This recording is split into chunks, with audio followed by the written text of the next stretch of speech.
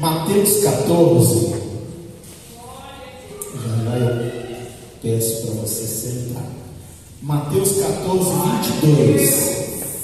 Mateus 14, 22. Uma palavra que eu ainda não aprendi. Uma palavra que está fresquinha. Vamos ver o que Deus vai tratar com a gente. Você achou Mateus 22? Amém? Vamos ler. A Bíblia, irmão, ela é cheia de mistérios e segredos, mas está tudo aqui. Você precisa garimpar, porque tem coisa que passa batido, e tem coisa que parece que salta aos seus olhos, como não saltou aos olhos de ninguém. Amém? Isso é muito bom. Então a palavra de Deus, ela não é para ser lida, ela é para ser meditada. Amém? Bem diferente. Uma leitura de uma meditação. Vamos lá, 22. Logo a seguir, compeliu. Está ali? Compeliu? Ordenou, que é quase a mesma coisa. Compeliu é mais forte. Jesus, os seus discípulos, a embarcar e passar adiante dele para o outro lado, enquanto ele despedia as multidões. 23. E despedida as multidões, subiu no monte a fim de orar sozinho. E caindo a tarde, lá estava ele só. Ei, Jesus! Entretanto, o barco já estava longe, muitos estádios, há muitos estádios da terra, açoitado pelas ondas, porque o vento era a favor. Contrário.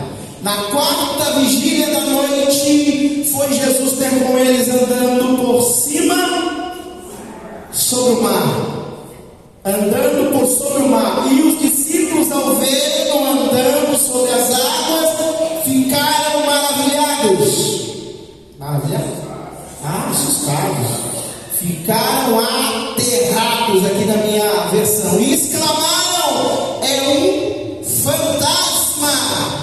E tomados de medo gritaram. Mas Jesus imediatamente lhes falou: tem de bom ânimo. O que Jesus falou? Tem de bom ânimo? Sou eu. Repete de novo: sou eu para mim. Tem de bom ânimo? Sou eu. Grave esse sou eu, amém? Não sei se vai dar tempo ali. 28. Respondendo-lhe Pedro, disse: se és tu, Senhor, manda-me ir ter contigo por sobre as águas.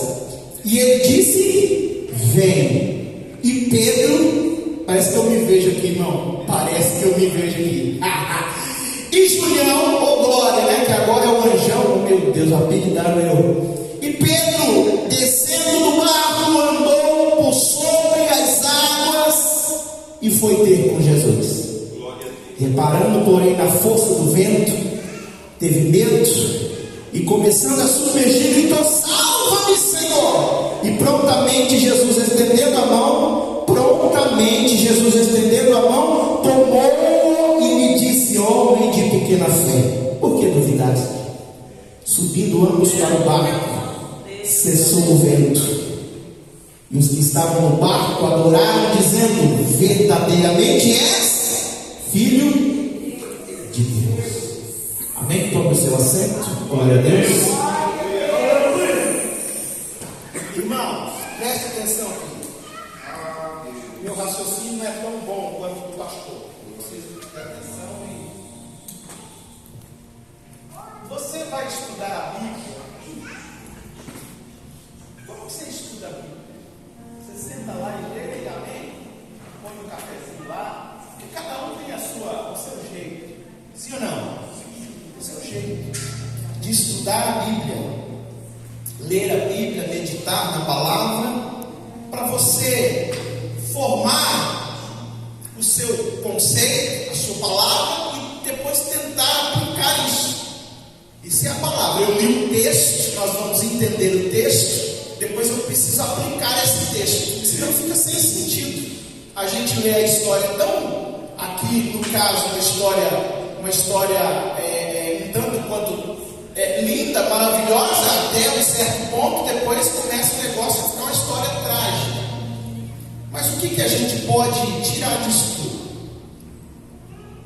Se você pegar o 14:1, é Jesus tendo a informação de que o primo dele, João Batista, foi decapitado.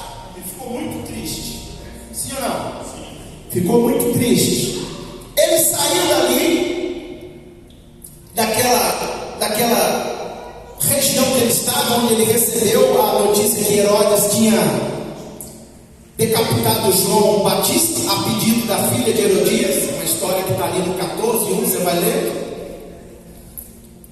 Jesus vai para um determinado lugar onde a multidão, irmão, a multidão persegue quem tem a bênção, sim ou não? Jesus estava lá ia a multidão. Jesus estava colado, lá ia a multidão. A multidão perseguia Jesus, natural.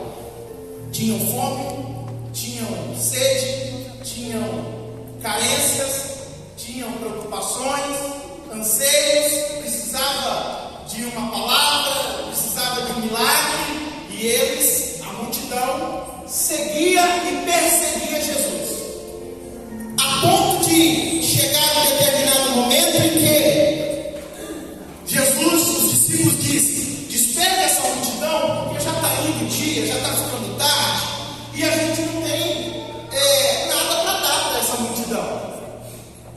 Jesus falou o quê? Nós não vamos despedir essa multidão com fome, vamos dar a multidão de comer, sim ou não? Aí os discípulos falam: Jesus, não tem nada para dar de comer. Procurem aí na multidão, estou resumindo aqui nas minhas palavras. Acharam o quê? 5 pães e 2 peixinhos. Passou na mão de Jesus os 5 pães e os 2 peixes. E quando passa na mão de Jesus, há uma ação miraculosa, e aquele pão e aquele peixe deixa de ser 5 e deixa de ser 2 e passa a ser milhões, ou passa a ser milhares de milhares. Sobejaram quantos cestos nessa ocasião? Diga 12 cestos. Diga 12 cestos. 12 cestos. Porque com Jesus não tem miséria, irmão. Quando ele age para valer. Ele age para deixar sobrando. Aleluia. Mas 12 cestos tem uma chave que eu não vou entrar agora, amém? Eu não vou entrar no 12 cestos. Glória a Deus. E Jesus multiplica, esses 12 cestos sobram, e há uma ordem de Jesus. Que ordem é essa?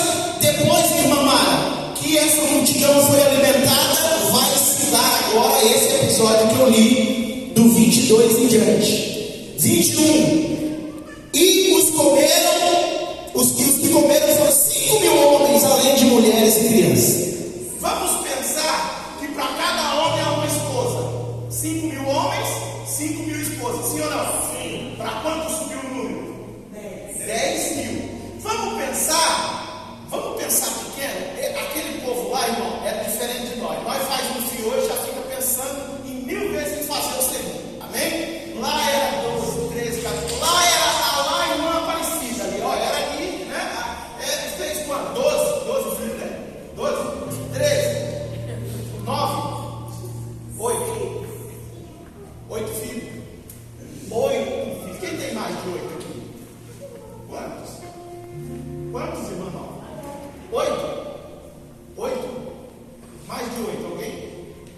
Então prepara para aí, ela vai começar hoje. Ô glória! Quantos filhos? Só 8, gente. Amém, 8 filhos. Lá naquela época, 12 era para começar.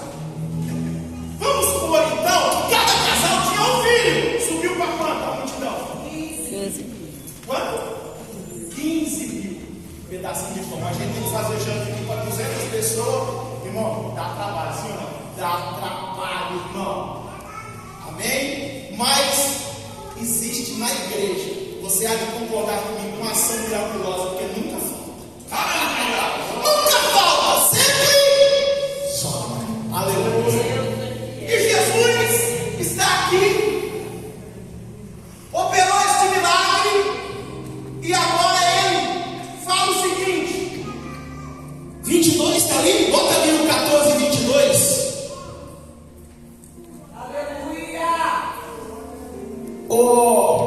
Bota Marcos 6,45. Marcos 6,45.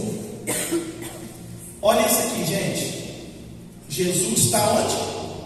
Alimentando a multidão. Agora ele vai dar uma ordem para os discípulos. Escuta, está lá, Marcos 6, né? O que ele fala? Ali. E logo, eu não gosto dessa versão aí, porque eu gosto da minha aqui, ó, 45. Logo a seguir, compeliu Jesus a seus discípulos. Talvez você não vai achar em outro lugar, mas assim será. Jesus compelindo alguém, os seus discípulos, a embarcar e passar adiante para outro lado. Qual prova ele tinha que pegar? Qual rumo? Qual cidade que está lá? Fala, igreja, lê lá e fala. Diga Betsaida. Me diga, 1, 2, 3.